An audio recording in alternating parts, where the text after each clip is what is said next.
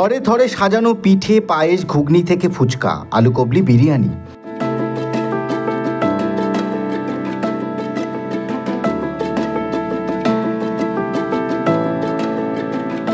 চোখের সামনে জিভে জল আনা খাবার দেখে ক্রেতাদের মধ্যে হুড়োহুড়ি পড়ে গিয়েছে।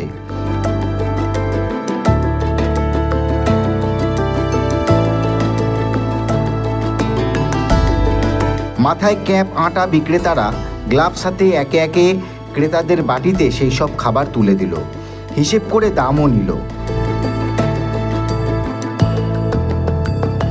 কোনো মেলা নয়, স্কুল চত্বরেই বসলো খাদ্য মেলা। ক্রেতা বিক্রেতারা সবাই পড়ুয়া। মেনা সরোজিনী পাহাড় হাই স্কুলে আজ যেন অন্যরকম চিত্র ধরা দিল।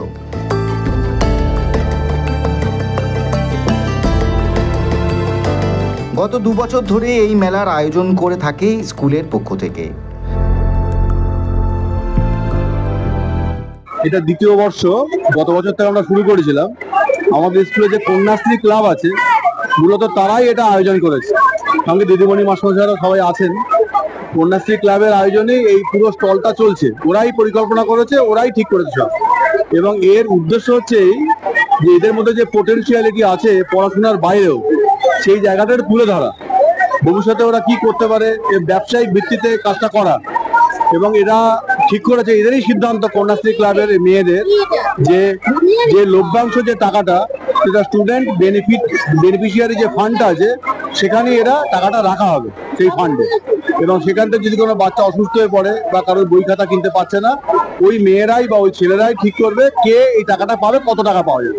এটা একটা শিক্ষক এবং ছাত্রছাত্রীদের যৌথ তহবিলে টাকাটা থাকবে, ওখান থেকে টাকাটা খরচ করা হবে। এই উদ্দেশ্যেই আজকের এই খাদ্যমেলার আয়োজন করেছে।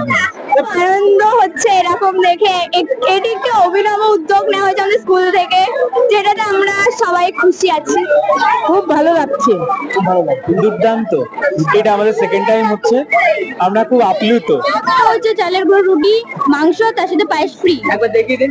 আর দাম কত? দাম প্লেট মাত্র 50 টাকা।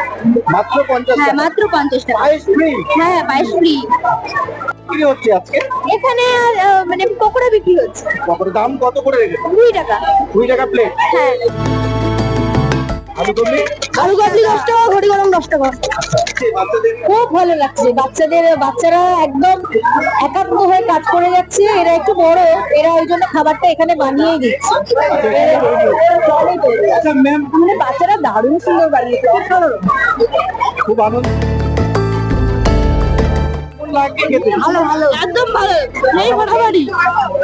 স্কুলের শিক্ষক পড়ুয়াদের মধ্যে এই সম্পর্ক যেন এক নতুন অধ্যায়ের শুরু হলো, যেখানে বই খাতার বাইরে জীবনের পাথেয় হয়ে থাকবে এই দিনগুলি। খাবারের গন্ধে মম করছে স্কুল। মুখরোচক প্রায় সমস্ত খাবার হাজির বিদ্যালয়ে। Chicken butter fry, momo, fish finger, phuchka, নানা আকর্ষণীয় খাবারের স্টল। প্রতিদিনের নিয়ম করে পঠন পাঠনের ব্যস্ততার মাঝে অন্য একদিন। এদিন দারুণ উৎসাহ দেখা দিল ছাত্রছাত্রী থেকে শুরু করে স্কুলের শিক্ষক শিক্ষিকাদের মধ্যে। বিদ্যালয়ে খাবার স্টল, যেখানে পড়ুয়ারা বিক্রেতার ভূমিকায়, অন্যদিকে ক্রেতার ভূমিকায় ছাত্রছাত্রী, শিক্ষক শিক্ষিকা। সরকারি স্কুলে এমন উদ্যোগ সাধুবাদ জানিয়েছে অভিভাবকরা। ভীষণই ভালো লাগছে, কারণ আমার বাচ্চা এই স্কুলের 6ষ্ঠ শ্রেণীর ছাত্র। ওর নাম জয়দীপ ঘোষ। তো ওরা যে এই উদ্যোগটা নিয়েছে, গত কিছু বছর ধরে এটা চলছে, আমার তো ভীষণই ভালো লাগছে যে ওরা নিজেরা এই চেষ্টাটা করছে, বা ওরা স্টল দিচ্ছে, সবাই কিনে নিচ্ছে, স্যাররা ওদেরকে উৎসাহ দিচ্ছে। ওরা যে এতটা খুশি, পড়াশোনার সঙ্গে সঙ্গে এগুলোও করছে, বাচ্চাদের এগুলোও শেখা উচিত। সবার সঙ্গে সামঞ্জস্য বজায় রেখে চলা, সবাইকে বন্ধু বান্ধবদের সঙ্গে অ্যাডজাস্টমেন্ট করা, স্যারদের সঙ্গে বাচ্চাদের একটা ভালো সম্পর্ক তৈরি হয় এতে। পঠন পাঠনের পাশাপাশি একটা অভিনবত্ব, ছেলে মেয়েদের মধ্যে একটা উন্মাদনা বা সবার সঙ্গে একটা বন্ধুত্ব সুলভ পরিবেশ, একটা উৎসবমুখর পরিবেশ, যা অত্যন্ত ভালো লাগে। দু বছর ধরে কটা স্টল দিয়েছে বাচ্চা? এখন পর্যন্ত 11টার মতো হবে। এখানে তো অসংখ্য সব ছাত্রছাত্রীরা কিনছে, দোকানে কিছু দোকানে বিক্রি হয়ে গেছে। এখান থেকে কি বাচ্চারা নতুন কিছু শিখছে?